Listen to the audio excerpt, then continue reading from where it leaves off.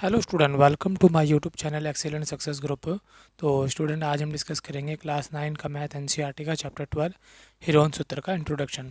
Basically ये जो chapter है फॉर्मूले पे डिपेंड है। अगर हमें फॉर्मूले पता हो तो हम इस क्वेश्चन को आसानी से कर सकते हैं, जबकि हीरोन्स फॉर्मूले के कई सारे ऐसे क्वेश्चन आते हैं पेपर के अंदर जो डायरेक्टली फॉर्मूला लगाओ और सॉल्व कर लो 1 मार्क्स में 2 मार्क्स में। तो हमें फॉर्मूले के बारे में काफ़ी पता होना ज़रूरी है, इसीलिए मैंने इस चैप्टर में ज़्यादा से ज़्यादा फॉर्मूलों को कवर करने की कोशिश की है। तो 1 बाय 1 करके उनके बारे में डिस्कस करते हैं। देखो, सबसे पहला है हमारा आयत। इसको हमने बचपन से काफ़ी बार पढ़ा, 5वीं क्लास से पढ़ना शुरू कर देते हैं, लेकिन मैं पहले बेसिक फॉर्मूले इसलिए बता रहा हूँ ताकि इनका इस्तेमाल कई सारे क्वेश्चन में होता है, उससे हमें सॉल्व करने में आसानी होती है। तो रेक्टेंगल जो होता है, आयत होता है, ये होती है इसकी लंबाई और इसे कहते हैं चौड़ाई। लंबाई को एल से रिप्रेजेंट किया है, चौड़ाई को बी से रिप्रेजेंट किया है। अगर इसका हमें क्वेश्चन पूछा जाता है परिमाप क्या होगा, परिमाप का मतलब होता है इसकी आउटलाइन। अगर इसकी आउटलाइन निकालने में टोटल कितनी है तो फॉर्मूला होगा 2 ब्रैकेट एल प्लस बी इकाई। ठीक है।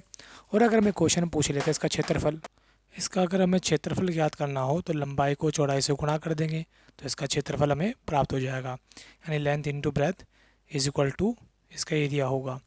कोने से कोने तक की लाइन को कहते हैं विकर्ण। अगर हमें इसके विकर्ण की लंबाई को पूछा जाए तो कितना होगा, देखो इसके लिए हम लगाएंगे under root L square plus B square. Basically इसका विकर्ण निकालने के लिए यूज़ किया जाता है पाइथागोरस थ्योरम का, जिसके अकॉर्डिंगली ये हमारा जो आयत होता है इसका प्रत्येक कोण 90 डिग्री का होता है। ठीक है, तो इसमें पाइथागोरस लग के इस तरीके से इसके विकर्ण को निकाला जा सकता है, बट फिलहाल आप फॉर्मूले को ही लर्न कर लें। ठीक है। इसके बाद आता है हमारा वर्ग। वर्ग की भुजा को हमने ए मान लिया है, और वर्ग की चार भुजा आपस में क्या होती हैं, समान होती है। अगर ये है तो ये भी ए, ये भी ए होगी, और इसका प्रत्येक कोण 90 डिग्री के समान होता है। ठीक है, वर्ग का। अगर हमें इसी का परिमाप पूछिए, परिमाप होती है इसकी आउटलाइन, तो परिमाप का फॉर्मूला होता है 4 गुणा में भुजा, यानी 4a इकाई। क्षेत्रफल पूछे इसका, तो यानी कि भुजा गुणा भुजा यानी कि a का स्क्वायर, वो इसका क्षेत्रफल होगा। वहीं पर बात की जाए इसके विकर्ण की, कोने से कोने तक की लाइन को विकर्ण कहते हैं, तो इसका फॉर्मूला होता है अंडर रूट 2a इकाई। ये वर्ग का विकर्ण होता है, चाहे AC ले लो या BD ले लो, दोनों की लेंथ सेम ही रहेगी क्योंकि दोनों ही उसके विकर्ण हैं। इसके बाद बात की जाए, इसका एक और फॉर्मूला भी होता है। अगर अभी कभी क्वेश्चन में वर्ग का क्षेत्रफल निकालना हो तो 1/2 विकर्ण का स्क्वायर, यानी कि जो विकर्ण दे रखे होते हैं दोनों के विकर्ण की लंबाई समान होती है। अगर ये 10 है तो ये भी कितना होगा, 10 होगा। तो यहाँ पे क्या लिख देंगे, 10 का स्क्वायर। 10 का स्क्वायर कितना होगा, 100 डिवाइड बाई 2, तो इसका एरिया कितना आ जाएगा, 50।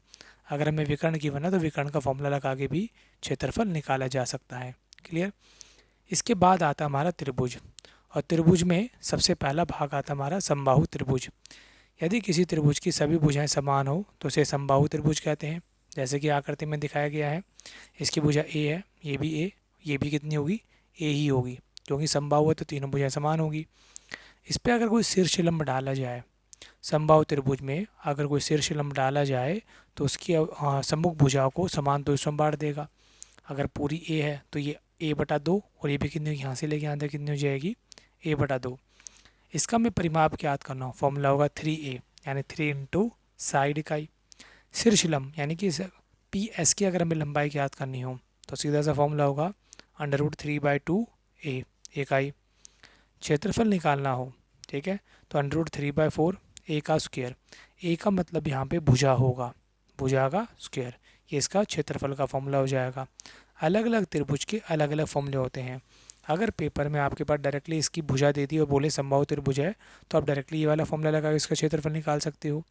आपको इसकी भुजा दे दी, बोले इसकी ऊंचाई बताओ कितनी होगी, तो डायरेक्टली आप ये वाला फॉर्मूला लगा के भी निकाल सकते हो। क्लियर।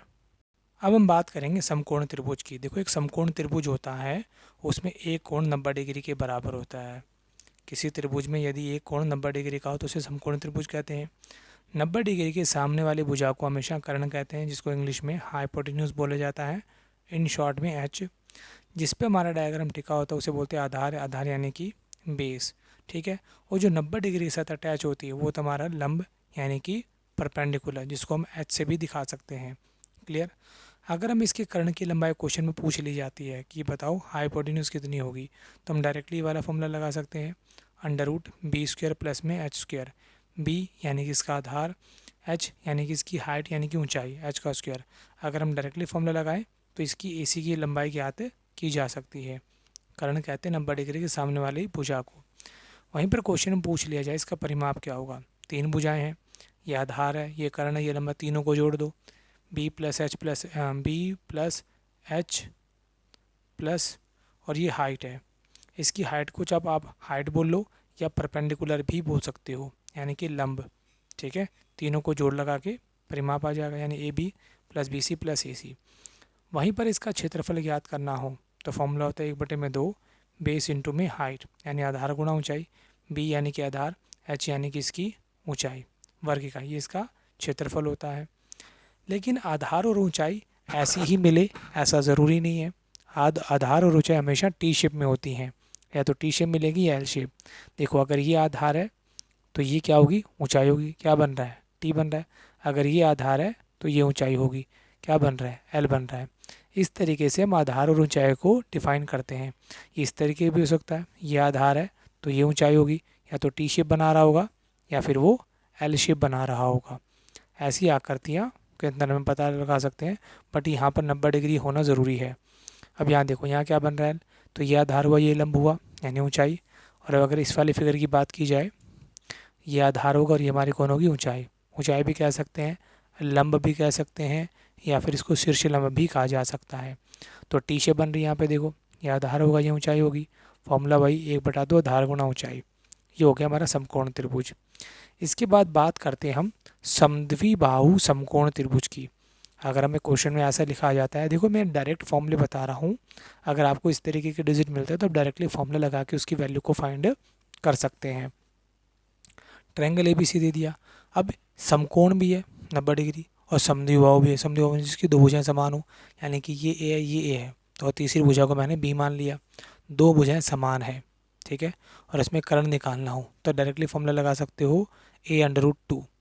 आप डायरेक्टली वैल्यू भी इसकी बता सकते हो अगर दोनों भुजाएं समान हो तो। परिमाप निकालना हो तो दोनों समान है तो 2a प्लस में b, यानी मान लो ये 5 है, ये 5 है, तो 5 का सीधा डबल ही कर दिया 10। 10 प्लस में जो भी भुजा उसमें जोड़ दो, क्या आ जाएगा, परिमाप। वहीं पर अगर क्षेत्रफल की बात की जाए तो आप डायरेक्टली इसका फॉर्मूला लगा सकते हो a²/2। अब ये फॉर्मूला कैसे बना हुआ है, ये बेसिकली इन्हीं फॉर्मूले से बना हुआ है, क्योंकि इसके अंदर देखो इसकी आधार भी कितनी है, a है, और ऊंचाई भी कितनी है, a है। तो यहाँ पे भी a रखा, यहाँ पे भी a रखा, a गुणा a करेंगे कितना हो जाएगा, a²/2 था ही, तो वही आ गया। तो यानी कि जो फॉर्मूले बने हुए हैं बेसिकली उन्हीं फॉर्मूले से मिलकर बने हैं। बट आप इनकी डायरेक्ट वैल्यू याद कर लेते हो फॉर्मूले की, तो इससे क्या होगा, अगर क्वेश्चन में क्वेश्चन आता है 1 मार्क्स में, तो आप डायरेक्टली इनकी वैल्यू पुट करके झटपट आंसर निकाल सकते हो। क्लियर। अब आता है हमारा हीरोन फार्मूला। देखो ये हीरोन फार्मूला यानी हीरोन सूत्र किसी स्पेसिफिक ट्रायंगल के लिए नहीं बना। आपको ऐसा भी ट्रायंगल हो, समकोण हो, समद्विबाहु हो, हर तरीके के त्रिभुज के लिए इस फॉर्मूले का इस्तेमाल कर सकते हो। इसमें क्या बताया जाता है कि आपके पास त्रिभुज की 3 भुजाएं होंगी, ए, बी और सी। अगर इसका परिमाप निकालना हो तो फॉर्मूला होगा a + b + c, ठीक है। और ये एक्चुअल में किसके बराबर होगा, ये 2s के बराबर होगा। s रिप्रेजेंट करता है इसके आधे परिमाप को और 2s रिप्रेजेंट करता है इसके पूरे परिमाप को। क्लियर। वहीं पर इसका आधा परिमाप निकालना हो तो मल्टीप्लाई में 2 है, किस में आ जाएगा, डिवाइड में, यानी a + b + c बटे में 2, इसका कौन आ जाएगा, आधा परिमाप। क्षेत्रफल निकालना हो तो फॉर्मूला क्या होगा, जो हमने यहाँ पे s निकाला होगा उस s को यहाँ रखेंगे, s ब्रैकेट s - a जो इसकी पहली भुजा, s - b दूसरी भुजा, s - c तीसरी भुजा। इस तरीके से हमें इसका क्षेत्रफल प्राप्त हो जाएगा। इस फॉर्मूले को कहते हैं हीरोन फार्मूला। यहाँ मैंने एक नोट भी डाला है कि किसी भी तरह के त्रिभुज का क्षेत्रफल हीरोन सूत्र का प्रयोग करके ज्ञात कर सकते हैं। देखो जो वो फॉर्मूले मैंने बताए थे, ये वाला समकोण त्रिभुज का, ये केवल और केवल समकोण त्रिभुज में ही लाई करेगा, ठीक है, जिसमें आधार और ऊंचाई गिवन होंगे। इसमें भी आधार और ऊंचाई गिवन होंगे तभी अप्लाई होगा। इसमें भी समकोण होगा तो ही ये फॉर्मूले लगेंगे। अगर 90 डिग्री का कोण नहीं है तो ये फॉर्मूले अप्लाई नहीं हो पाएंगे क्षेत्रफल निकालने के लिए। खास करके परिमाप में तो चल जाएगा, बट इसमें कर्ण भी नहीं होगा, क्योंकि कर्ण भी केवल उसी त्रिभुज में होता है जिसमें एक समकोण हो। कर्ण, आधार और ऊंचाई केवल और केवल उसी त्रिभुज में वर्क करते हैं जिसमें समकोण होता हो, वरना अप्लीकेबल नहीं होंगे। लेकिन जो हीरोन सूत्र है वो हर तरीके के त्रिभुज के लिए सपोर्ट करता है, चाहे त्रिभुज आपका कैसा भी हो, उसके लिए आप ये फॉर्मूले का इस्तेमाल कर सकते हो। क्लियर। इसके बाद बात करते हैं हम समद्विबाहु त्रिभुज की। एक ऐसा त्रिभुज जिसकी दो भुजाएं समान हो, लेकिन इसमें समकोण होना ज़रूरी नहीं है। कैसा भी त्रिभुज हो, समद्विबाहु जिसकी दो भुजाएं समान हो। और अगर हमें इसका परिमाप निकालना हो तो ये तो सेम ही रहेगा 2a प्लस में b। लेकिन इसकी त्रिभुज का क्षेत्रफल निकालना हो, इसी त्रिभुज का क्षेत्रफल आपको डायरेक्टली निकालना हो, हीरोन फॉर्मूले से तो आ ही जाएगा, लेकिन आपको डायरेक्टली निकालना हो। क्वेश्चन में 1 मार्क्स का क्वेश्चन आ गया, निकालो। टाइम बचाने के लिए आप डायरेक्टली इस फॉर्मूले के लिए यूज़ कर सकते हो। b यहाँ पर आपको जो भी वैल्यू दे रखी हो b रख देना, √4a² माइनस का b², अपॉन में 4 करोगे तो इस त्रिभुज का क्षेत्रफल निकल के आ जाएगा। उदाहरण के तौर पे मैं आपको समझा देता हूँ, जैसे कि ये हमें 5 दे रखा हो, दोनों भुजाएं समान होगी 5 5, और ये हमें 8 दे रखा हो, ठीक है। और हमें इसकी ऊंचाई ये हमें देने रखी है और इसका क्षेत्रफल निकालना है। अगर ऊंचाई दे देता तो मैं फॉर्मूला लगाया था 1/2 आधार गुणा ऊंचाई, क्षेत्रफल आ जाता, बट दे नहीं रखे हमें, लेकिन हमें लगाना है। तो हम क्या करें, देखो जो बराबर भुजाएं होंगी वो तो हमारा कौन होगी, ए होगी, जो बराबर नहीं उसे बी मान लेंगे। फॉर्मूला हमारा क्या है, बी यानी कि 8, 8/4 4 ए की वैल्यू कितनी है 5, स्क्वायर है, स्क्वायर का मतलब 2 बार, बी की वैल्यू कितनी है 8, तो यहाँ लिख दिया 8 का स्क्वायर, स्क्वायर का मतलब कितना होता है, इसको 2 बार लिखेंगे। 5 5 25, 25 चौके 100, 100 माइनस 8 8 जा 64, 4 में इसका डिवाइड दिया, कितना आया 2 आ गया। अब 100 में से 64 माइनस करें 36, और 36 का अंडर रूट कितना होता है 6, 6 को 2 से गुणा किया 12, यानी इसका एरिया कितना आ गया 12 यूनिट स्क्वायर निकल के आ गया। इस तरीके से आप डायरेक्टली इस फॉर्मूले का इस्तेमाल कर सकते हो। वहीं पर अगर इसकी ऊंचाई की बात की जाए, ये जो ऊंचाई है, क्वेश्चन में अगर पूछ ले बताओ ये हाइट कितनी है, ये हाइट कितनी है, तो डायरेक्टली आप इस वाले फॉर्मूले का इस्तेमाल कर सकते हो, 1/2 √4a² माइनस b²। देखो ये अंदर वाला पार्ट तो सेम ही है, बाहर ही तो चेंज हुआ है, यहाँ b/4 था, यहाँ कितना हो गया a/2, यानी अंदर वाला पार्ट तो सेम ही रहेगा अभी भी। 100 माइनस में 64, बाहर क्या चेंज कर देना, हमें 1/2 कर देना है, तो माइनस किया कितना है 36, 36 का अंडर रूट कितना होता है 6, 6 में 2 का भाग दिया कितना आया 3, तो यानी कि इसकी ऊंचाई कितनी होगी 3 होगी। तो यानी कि इन फॉर्मूलों का इस्तेमाल करके आप डायरेक्टली इसकी ऊंचाई क्षेत्रफल निकाल सकते हो। मैं फिर कहूँगा इस क्षेत्रफल को हम हीरोन से भी निकाल सकते हैं, बट हीरोन लंबा पड़ जाता है, इसीलिए डायरेक्टली भी इसका एरिया निकाल सकते हो। उसके बाद आती है समांतर चतुर्भुज और समलंब चतुर्भुज। अब जो न्यू सिलेबस आया उस न्यू सिलेबस के अकॉर्डिंगली हमारी 12.2 डिलीट कर दी है, जिसमें 2 फॉर्मूले इस्तेमाल होते हैं, लेकिन मैं आपको फिर भी बता दे रहा हूँ क्योंकि कई सारे ऐसे चैप्टर हैं जिनके अंदर इनका इस्तेमाल हो जाता है, कई बहुत रेयर चांस के अंदर, ठीक है। तो आपको देख लो इनके फॉर्मूले क्या है।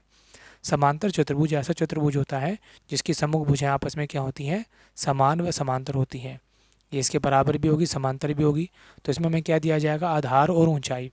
आप आधार क्या होगा, जो टी शेप होती ना, मैंने आपको क्या बताया था, ये आधार है तो ये ऊंचाई होगी, टी शेप मिलेगी आपको, ये आधार है तो ये ऊंचाई होगी, हमेशा टी शेप को फॉलो करना है। तो आधार हमारा ए बी हो गया, तो ऊंचाई कौन होगी हमारी डी ई, तो इससे हमारा इसका क्षेत्रफल निकल के आ जाएगा। वहीं पर अगर समलंब चतुर्भुज की बात की जाए, ऐसा चतुर्भुज जिसकी समूह भुजाएं आपस में समांतर हों, यानी कि ये वाली भुजा इस भुजा के समांतर होगी। क्वेश्चन में आपको दिया जाएगा कि ए डी हमारी ए भुजा है और बी सी हमारी बी भुजा है, और दोनों आपस में क्या समांतर है। तो हम डायरेक्टली फॉर्मूला लगा सकते हैं 1/2 जो समांतर भुजाएं होंगी दोनों का जोड़ और गुणा में इसकी ऊंचाई, यानी कि इसको हम ऐसे भी ले सकते हैं 1/2 समांतर भुजाओं का योग गुणा में ऊंचाई। ये सारे फॉर्मूले इस चैप्टर में इस्तेमाल होने वाले हैं। ये 2 डिलीट है नए सिलेबस के अकॉर्डिंगली, तो इसीलिए आपके ये फॉर्मूले तो वर्किंग में है ही है, और लेकिन इन फॉर्मूलों का इस्तेमाल कई बार यूज़ हो जाता है, तो आप इसको भी याद कर लें। 2 फॉर्मूले में थोड़ा ना कुछ होने वाला है, तो आप वीडियो को पॉज करके इसे नोट कर लें और सारे फॉर्मूलों को लर्न कर लें। आप देखोगे कि आपके सारे क्वेश्चन बड़े आराम से ही हो जाएंगे।